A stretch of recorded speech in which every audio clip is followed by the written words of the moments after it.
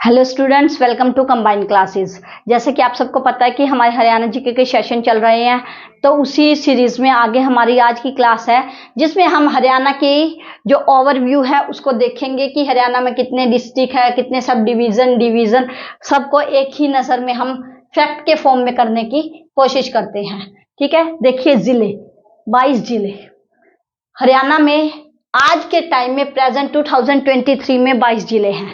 But जब हरियाणा जो है पंजाब से अलग किया गया था तो उसे सिर्फ 7 जिले मिले थे, जिसका ट्रिक है घर जेके में, जिसको हम याद करते हैं। ये उसका ट्रिक मैंने आप लोगों को लास्ट वीडियोस में बताया है। घर जेके में जी से गुरुग्राम, एच से हिसार, ए से अंबाला, रोहतक, जींद, करनाल, महेंद्रगढ़।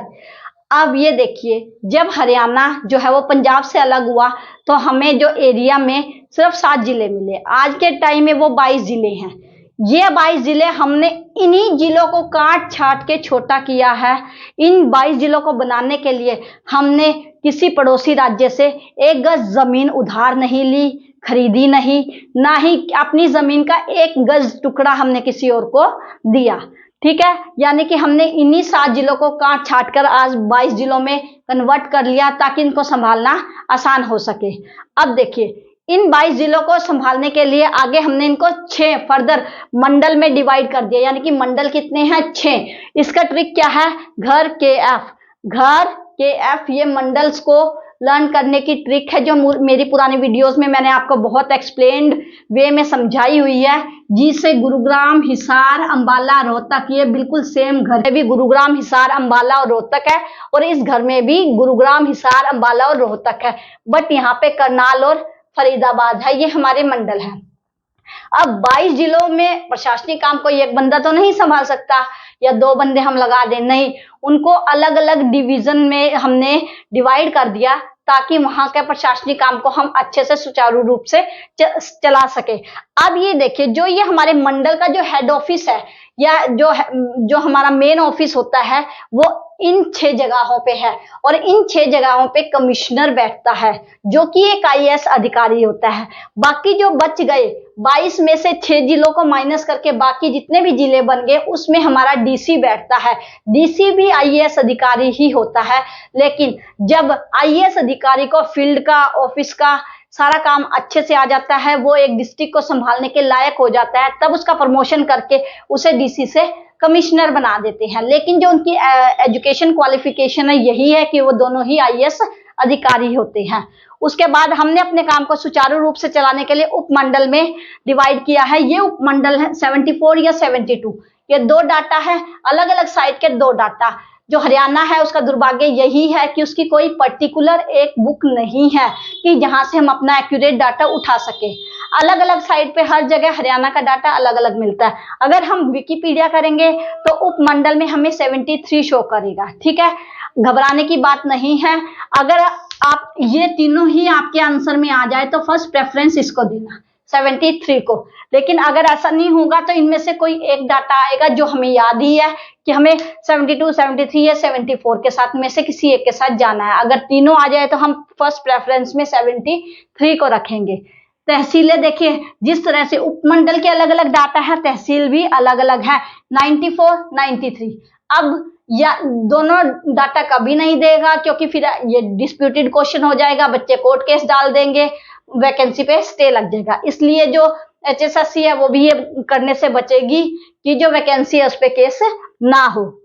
अदरवाइज अगर दोनों आ भी जाते हैं तो हम 94 को फर्स्ट प्रेफरेंस में रखेंगे क्योंकि विकिपीडिया हमारा 94 ही शो करता है। उसके बाद तहसीलों को और डिवाइड करके हमने उप तहसील बनाई है जिसमें भी 50 और 49 2 डाटा है, कोई एक डाटा आपको मिलेगा, उसको हमने टिक करना है। अब देखिए गांव की संख्या, हरियाणा जो है मोस्ट ऑफ गांव में ही रहता है। हरियाणा में ज्यादा से ज्यादा गांव ही है, शहर बहुत कम है या छोटे हैं। अब ये देखिए कि शहर गांव कितने हैं।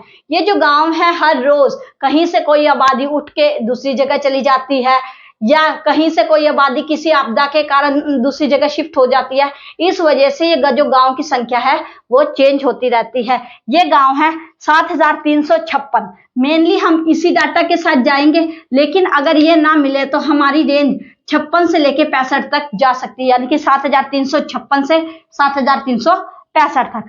अब देखिए ग्राम पंचायतें, अब यहाँ पे देखिए गांव है 7356 से 7365, लेकिन जो ग्राम पंचायतें हैं उनकी संख्या कितनी है? 6222 मात्र। इसका मतलब ये है कि कुछ जगहें ऐसी है, कुछ गांव ऐसे हैं जहां पे ग्राम पंचायतें नहीं है, या फिर ऐसा भी हो सकता है कि वहां पे आबादी ना रहती हो, या बहुत कम में, जैसे बहुत कम लोग रहते हैं जहां पे ग्राम पंचायत बनाने की आवश्यकता महसूस नहीं होती है। अब देखिए नगर निगम, नगर निगम मैंने अपनी लास्ट क्लास में बता दिए थे बहुत अच्छे तरीके से कि हरियाणा में 11 नगर निगम है, कौन सा नगर निगम किस डेट को बना है और किस डिस्ट्रिक्ट में 2 नगर निगम है, ये मैं अपनी लास्ट क्लास में बता चुकी हूँ। अगर आपको देखनी है तो आप मेरी पिछली क्लासेस देख सकते हैं। अगर ब्लॉक की बात की जाए तो 140 या 142, इन दोनों में से कोई एक हमारा आंसर रहेगा। कस्बे देखिए 154, यानी कि जब हरियाणा के कस्बों की बात आए तो उसमें क्या है 154। ये जो कस्बे होते हैं ऐसे होते हैं, ये ना तो प्रॉपर शहर होते हैं ना प्रॉपर गांव, इसमें कुछ फैसिलिटीज से शहर की मिल जाती हैं और ये गांव के आसपास होने के कारण इनको कस्बा कहा जाता है। प्रॉपर वही फैसिलिटीज नहीं होती, बट कुछ फैसिलिटीज हम कह सकते हैं कि शहर के अनुसार मिल जाती हैं। नगर पालिकाएं 59 है, नगर परिषद 22 है। अगर लोकसभा की सीट की बात करें तो 10 है, राज्यसभा की सीट की बात करें तो 5 है। लेकिन आप ये बताइए, अगर लोकसभा का क्वेश्चन आए कि हरियाणा में लोकसभा की टोटल सीट, तो हम 10 पे जाएंगे, लेकिन अगर राज्यसभा की सीट की बात आए तो हम 5 पे जाएंगे। लेकिन अगर बाई चांस अगर आपसे क्वेश्चन में ये पूछ लिया जाए कि हरियाणा में एमपी की संख्या बताएं, तो आप किस पे जाओगे? तो मेरे हिसाब से हमें जाना है लोकसभा की सीट पे ही, क्योंकि जो लोकसभा की जो एमपी होते हैं वो इलेक्टेड होते हैं, जो जिसे हरियाणा की जनता खुद चुन के भेजती है, जबकि जो राज्यसभा के जो 5 जो एमपी होते हैं वो नॉमिनेट होते हैं, उसमें जो राज्य के लोगों का कोई हस्तक्षेप नहीं होता। हमें तो ये भी नहीं पता चलता कि इनके इलेक्शंस कब हो जाते हैं। तो जब हमसे कभी एमपी का क्वेश्चन आया और लोकसभा या राज्यसभा मेंशन ना हो तो हमें फर्स्ट, और दोनों ऑप्शन में हो तो हमें फर्स्ट प्रेफरेंस पे लोकसभा के एमपी के बारे में बताना है। Thank you. आई होप कि जो ये सेशन मैं आप लोगों को करा रही हूँ आपको बहुत अच्छे से समझ आ रहा हो। जो एजुकेशन लेवल में आपको कन्वे करना चाहती हूँ, आई होप कि वो आप तक वैसे ही पहुंच रहा है।